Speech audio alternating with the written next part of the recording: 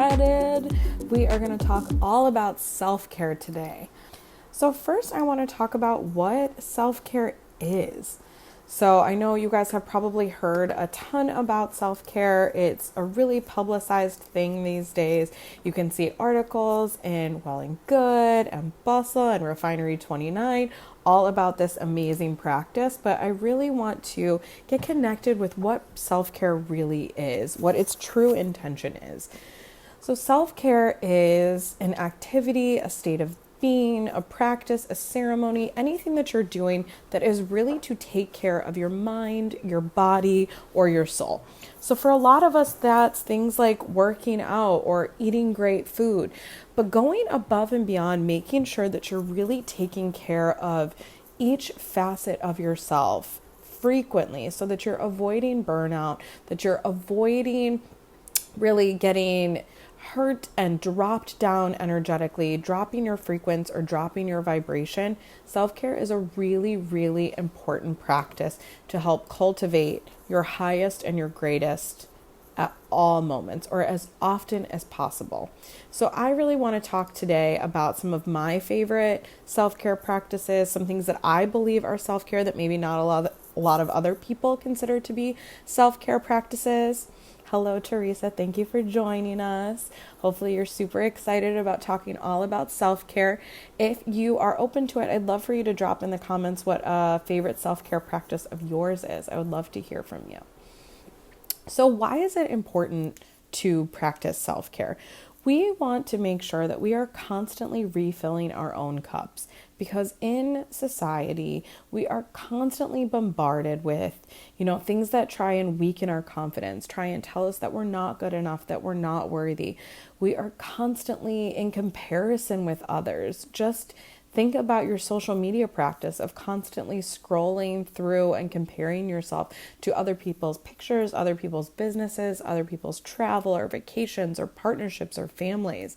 So in this world where we are constantly getting tugged at, we want to make sure that we are replenishing our own cup. You can really only pour from a cup that has been filled. So if you are not replenishing your own energy, taking care of yourself and prioritizing yourself, you're not able to give as much. So that means you're not able to give your full self in your business. You're not able to give your full self to your partnerships, to your family, to your children.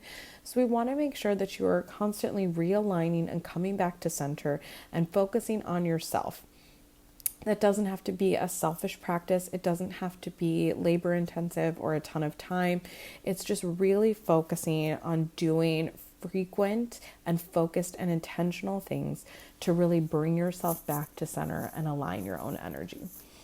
Self-care affects all areas of life. So if you're not taking care of yourself, eventually down the line, both your business, your relationships, your health, your abundance, all of these things can potentially suffer if you're not in alignment and taking care of your own energy. So let me talk about a few of my favorites. So one that I'm sure most of you guys have heard about is meditation. Hi, Amy. How are you? If you're open to it, Amy, I would love for you to drop in the comments about one of your favorite self-care practices. I'd love to hear from you about that. So meditation is one of my favorite and necessary self-care practices. I try to meditate daily.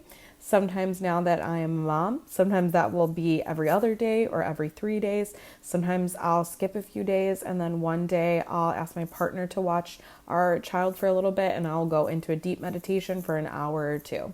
Sometimes I'm doing active meditations while I'm washing dishes or while I'm doing a ritual bath so that I can kind of multitask energetically during both of those things. Sometimes my meditations are really just listening to specific aligned music or aligned affirmations over binaural beats. So meditation really encourages you to start having a conversation with self. And I really personally believe that that's what self-care is. Reflecting inward, having a conversation with self, realigning with self, and listening to what your mind, body, and energy are telling you. So meditation is an amazing self-care practice for anyone. I encourage you to try and find a meditative practice that really works for you. Meditation, just like going to the gym, There's a wide variety of styles and practices that you can try out and find one that really serves you. If potentially the quieting your mind, sitting in silence in a stoic yoga pose doesn't serve you, you might want to try something like mantra meditation or mindfulness meditation. Maybe you want to dive into breath work. Maybe you want to find an affirmation playlist or a meditative music playlist and just in the morning plug in, listen to one of those songs, and that's your full meditative practice. We really want to encourage our own energy to communicate with us and respond to what it is that we're offering. So that if you try a specific practice and it's not serving you, you're asking yourself, do I have resistance to this, or is this just not in alignment with my energy? Sometimes there's resistance that we need to clear out. Sometimes we're scared or we're worried or we're too anxious or we're too preoccupied to allow that meditative practice to take root and really work for us. So if a meditative practice is not working for you or a certain style of meditation is not serving you, consider asking yourself those two questions. Am I experiencing resistance to this, or is this just out of alignment for me?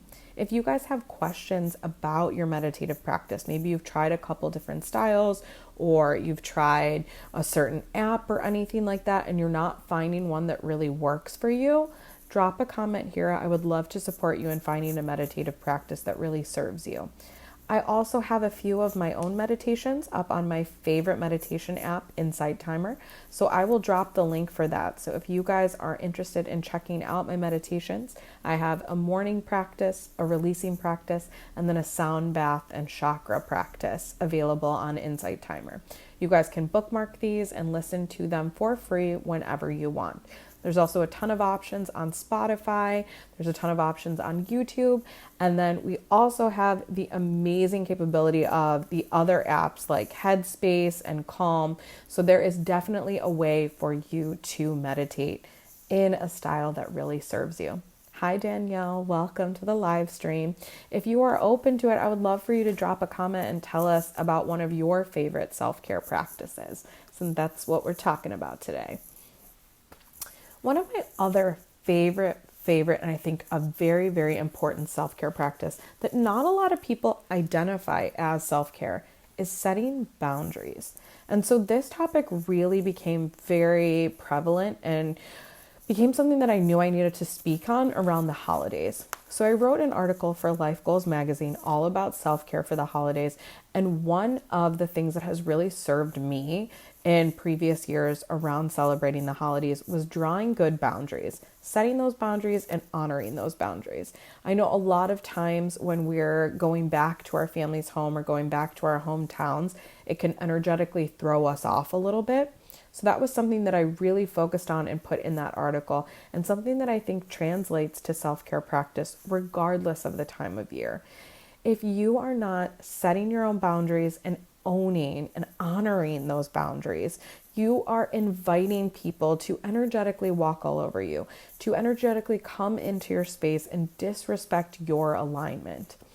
A boundary can be something like, I'm unavailable for that. I don't have time for that. I'm not going to sit in this space if you're going to speak to me or treat me like that. Sometimes it's removing yourself from a situation. Sometimes it's telling yourself, I'm only going to overexert myself up until this level, or I'm only going to offer up until this level. Honoring your boundaries is an extremely supportive practice for your own energy. If you are not honoring your boundaries, you are kind of leaking your energy from your auric field, from your chakras, into the world around you. It is extremely important to put yourself first and to take care of yourself. So if you guys have any questions about how to set healthy boundaries, how to set energetic boundaries, or how to honor your own energetic boundary, I have a really powerful guided visualization tactic that I think really supports my clients in setting firm energetic boundaries. A lot of times we understand how to set technical boundaries of, oh, I have to go to sleep at this time, or I'm only available to chat during this time, or I can't go out this night because I have to wake up early. But our energetic boundaries are a little bit more ambiguous. So I encourage you to focus in on that as well. So what I do is I get my clients into a really deep, relaxed, almost meditative state. So you want to relax from the top of the head down to the tips of the toes. And if one of my insight timer meditations helps you get into this place, listen to one of those first, and then ask yourself, what represents a healthy boundary to me? Is that a stone wall? Is that maybe a metal slab? Is that a gate? Is that a moat? Is that a bubble? Is that an auric field? And really start to cultivate that for yourself. Visualize that and then implement that on the outside of your auric field. So maybe that's an igloo around your auric field. Maybe that's, those twisted, thorny brambles like in Sleeping Beauty. And envision yourself energetically protected by that material, by stone, by metal, by a moat, by cosmos, by a bubble, by an igloo. And then encourage yourself to identify your boundaries within that space and hold out everything that does not serve you, everything that's not in alignment with that boundary. So for instance, if you draw a boundary with maybe your parent or maybe a parent-in-law, maybe it's with a sibling or a friend who really likes to push your boundaries. Identify what that feels like to stay in alignment with your boundary, and then hear a potential conversation where someone might be pushing up against that boundary, and then envision them on the outside of that precipice, on the other side of the moat, on the outside of that metal wall, on the outside of those stone slabs, and really start to feel that energetic separation and then that physical separation from the guided visualization that you're creating. I find that this is a really powerful tactic for drawing energetic boundaries. Then before you go into a situation where your boundaries might be tested, maybe they're tested at work or when you go home, maybe with a partner during an argument, you can energetically step into that safe space that you've created and operate from that place. If you guys try this practice, I would love for you to leave a comment and let me know how it goes for you. I think it is a practice that has really served me, and I know several of my clients have been able to shift partnerships, relationships, co-worker situations by following this practice. So let's see. Danielle said, I am honestly still trying to find some meditation practices, but sometimes so far I've enjoyed is just being in complete silence, honoring my feelings and energy at that moment and setting boundaries about that. That is powerful. That is an amazing meditative practice to really just check in with your own feelings. Especially as women, we're very encouraged to not feel our feelings, to not express our feelings. So sometimes if you are processing in a place where you're unable to really go into that feeling, feel your emotions, express your feelings, for instance, at work, come home and spend a few moments in that quiet silence, in that place of reflection. Allow your feelings to come up and move through you, and then set those honest boundaries for yourself. It is a very powerful self-care practice. Let me see. Danielle also mentioned, why do you think it's so hard for people to set boundaries? Well, I think there's a lot of things that can go into that, both personally and from a societal perspective. In our society, boundaries are not really honored. We see so many examples of people disrespecting physical boundaries, energetic boundaries, emotional boundaries. I mean, the whole thing with Meghan Markle and Prince Harry leaving the royal family was a really kind of in our face example of what a strong, powerful woman did when her boundaries were not honored and not respected. But that's not something that we're seeing or is pointed out very frequently. And often the lens of the public eye really shifts and kind of tells us how to interpret that. So I think that's one major aspect why it's so hard to set boundaries. Also, as women, we are taught and trained to be the caretakers, to be the nurturers, to be the givers. And so honoring our own boundaries, putting ourselves first, is something that's not taught and not encouraged. So I definitely think that's another layer that makes it hard for especially women to honor boundaries. Let's see, Danielle has another comment. I'm an empath and sometimes it's very, very overwhelming for me. So I'm constantly paying attention to my feelings and the energy around me. Oh, girl, being an empath adds a whole other layer to that.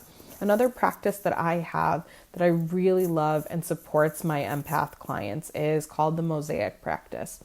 So again, I support my clients into getting into a meditative space, and then I call up the visual of a mosaic. So a bunch of little pieces. And I ask my clients to really think about and feel into, what are your pieces? What do they look like? Are they in neutral tones? Are they in deep jewel tones? Are they in neon colors? Maybe they're pieces of glass. Maybe they're pieces of stone or pieces of shells. And then once they get to a point where they're able to feel and see and interact with their pieces, then I ask them to picture that mosaic in front of them with all of their pieces. And then I ask them, do you see any pieces that don't match? If maybe your color palette is neutral, do you see any really brightly colored ones or any dark ones? Are there any deep spots or murky areas? Once they start to get that visual picture in their mind's eye of their mosaic pieces and then pieces that don't fit, I ask them to go into the mosaic and pull out the pieces that don't fit. As an empath, we often take on other people's emotion and process it as our own. This mosaic practice allows you to separate what is yours and what is not yours, and then take tangible steps in your mind's eye with your energy to remove those pieces that do not belong to you. Then you can give them to the center of the earth to be transmuted. You could blow them up. You could light them on fire. You could mail them or email them back to the person that they belong to. You could just wipe your hands clean of those and let them dissipate into the ether. But this mosaic practice will really support you in identifying what is yours and what is not yours, and then being able to pull out and transmute those energies that are not yours.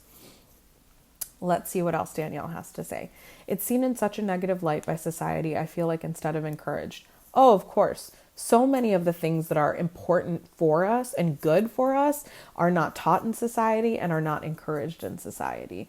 So they will teach us math and they will teach us science and they will teach us history, which are all important, but they don't teach us about self-confidence. They don't teach us about energy management. They don't teach us about your electromagnetic field or manifestation or intention, or how to set yourself up for success or reprogram your own limiting beliefs.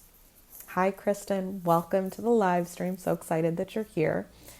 Danielle also mentioned, so I'm thankful for the light work you and others are doing by spreading and encouraging self-care practices. It's extremely important, and I know myself and so many other spiritual coaches and teachers, leaders, and gurus are really encouraging each and every one of us to put self-care in that list of things that you're doing. Incorporate that into your daily life and your personal practice. Danielle, if you try the mosaic practice, I would love for you to come back to this video and do #replay and let me know how that practice works for you. I would also love to hear what color or what texture or what image your own mosaic pieces come up as. I'm always so curious to hear what my clients have to say about cultivating that practice for themselves. All right, let's transition into another amazing self-care practice that I really love. Realigning to what feels good.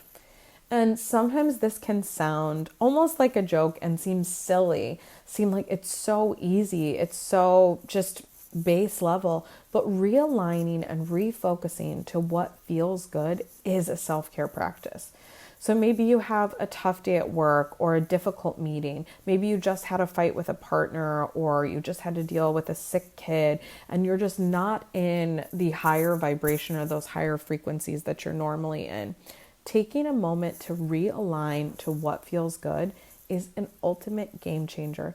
And that can be just a quick little practice or a very in-depth one. You could play a song off of your favorite playlist. You could change into a really soft, amazing sweater that always makes you feel better. That could be putting on a teapot and brewing yourself a cup of tea. That could be 5 minutes of a breath practice. That could be maybe pulling out your favorite book and just reading a quick chapter. Maybe that's a self-care bath or scheduling a massage for yourself. These can be as quick and simple and easy, or as in-depth as you choose, but realigning to what feels good so that you consciously shift from that lower vibration into a more aligned and more intentional vibration is a self-care practice that I would encourage you to try out. Next on my list, I have journaling. So, for those of you who have a journaling practice, I know you understand how powerful this can be. I've had quite a few clients who have come in with a really strong journaling practice or have really developed a strong journaling practice. And this is a huge opportunity for growth, for shifting, and for transmutation. As you start to get more consistent with journaling, where you're writing down how you're feeling, you're starting to connect your intuitive dots, you're starting to write down your limitations and shift those into the areas that you would like to grow and things that you would like to believe. You start to identify patterns. You start to be able to shift faster and more efficiently. You get intuitive downloads and intuitive messages with more clarity, with more intensity and effectiveness, and more frequently with a journaling practice. You're also able to see your transition and your transmutation when you're journaling because you can flip back. You can also reference things that you've previously written down. Maybe those are lessons that you integrated for a while, and at your next level, you start to lose it a little bit.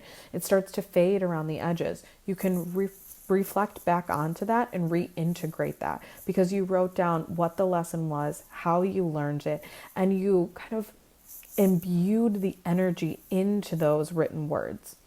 Also, writing is creating. When you take something from inside your mind and you put pen to paper and you transmute it from the mind into the physical realm, that is creation. That is manifestation. So when you're calling in things from the ether into your tangible world, writing them down is one of the first powerful steps that you can take. It's also really easy, very quick, and for a lot of us, free. You have a piece of paper, you have a writing utensil at home already. So if you are in an energetically stuck position and you don't know what else you can do and you want to do something in the moment, journaling, meditation, feeling good, all of these things are options that you can do right in that very moment. So I would encourage you to try out a journaling practice. Another practice that I really love is expressing gratitude. So if you ever stuck in a state of manifestation where you're trying to call it in and trying to call it in and wanting it, you're inherently already separating yourself from that. If we are trying or wanting, we are not being. We are not a vibrational match for our desire. So a great way to support that practice is to express gratitude. There are two ways that you can do this, and I'll give you a little hint and tip around the second way and how that can really supercharge your manifestation practice. So, the way that a lot of people work with gratitude practices is they write down things that they are grateful for. That's an absolutely amazing practice for you to elevate your vibration. The more you focus on what you're grateful for, the more you do elevate that vibration and call other things in, becoming a vibrational match for positivity, alignment, and gratitude. When you're grateful for what you already have, you automatically start to pull more things in to be grateful for. You can also express gratitude for something that you do not have or are not already there for. For instance, if you're trying to manifest a new job, you can do a gratitude practice where you write down or speak or visualize being grateful for having that new job, being grateful after the end of that first day, being grateful after you do your onboarding process, after a few of your coworkers take you out to lunch, after you sit down with the CEO for the first time, after you execute your first big project. Expressing gratitude for a future event as if it's happened right now or just happened a moment ago supports your manifestation practice because it helps you become a vibrational match for being or having that thing in this moment. We want to make sure that we're pulling out wanting or trying or in the future because you want to become a vibrational match in the exact moment so that it will be here now for you. If you guys have ever tried being grateful for something that's going to happen in the future, being grateful for a manifestation that you're calling in as if it's here now or as if it just happened a moment ago, I would love to hear your experience about that because it is one that I really, really love. All right, my final self-care tip for you guys is the opposite of fear of missing out. I want you guys to really reflect on what it is that you want to do, what it is that you feel aligned to do, and stop saying yes to things that don't serve you. So if you are all excited to stay in on a Thursday night to meal prep, to check your calendar, to answer emails, to maybe do a mani-pedi at home and take a bath and watch a movie with your partner that you've been excited about watching, and then you get invited to go out to happy hour and you really do not want to go but feel obligated to go, I encourage you to say no. Say no lovingly. When a coworker asks for your support on a project that you really don't have time or energy for, or you're not able to stay late to help them out, I encourage you to lovingly set that boundary and say no. We are all told and taught about the fear of missing out, of you should always be there, you're going to regret not going, oh my God, the party was so amazing, oh my God, going out was so wonderful. What do you miss out on if you don't stay in alignment for what truly serves you and what is for your highest and greatest? So the next time, before you answer that invitation, before you say yes or before you say no, take a deep breath, envision your auric field, envision your energetic system, and ask yourself, if I were to answer this as my highest, as my greatest, in true alignment, would I say yes? Would I say no? Or is there a third option? And start considering, start asking yourself those questions, and then start acting from that place of alignment, from that place of intention. I am so excited that you guys joined me for this self-care live stream. I would love to hear from each of you, your self-care questions, or maybe your favorite self-care practices, or what from this live stream really resonated with you. Please feel free to drop a comment and hashtag that replay if you're watching the replay. And if you guys are interested in working with me in a one-on-one setting, if you want to cultivate a self-care and personal practice that really serves you and you would like my support and help in navigating that, if you are interested in launching a business or scaling your business, if you are interested in energy healing, intuitive support, if you are ready to shift your money mindset, if you want to develop and cultivate a practice that shifts being an empath from a burden to a skill set, if you're ready to dive into your spiritual wellness or call in magnetic and soulmate clients, I would love to talk to you about working together in a one-on-one setting. I offer 60 and 90-day customized coaching programs for women who are ready to develop their intuition, reprogram their subconscious, and up-level their life and business. I will drop a link for you to book a discovery call. This is 30 minutes one-on-one with me where we will talk all about your current limitations, your roadblocks, how you would like to shift and where you would like to go, what you would like to achieve, and I'll tell you all about how my programs work. I am so excited to work with you guys. So if you are interested, feel free to DM me or schedule a discovery call.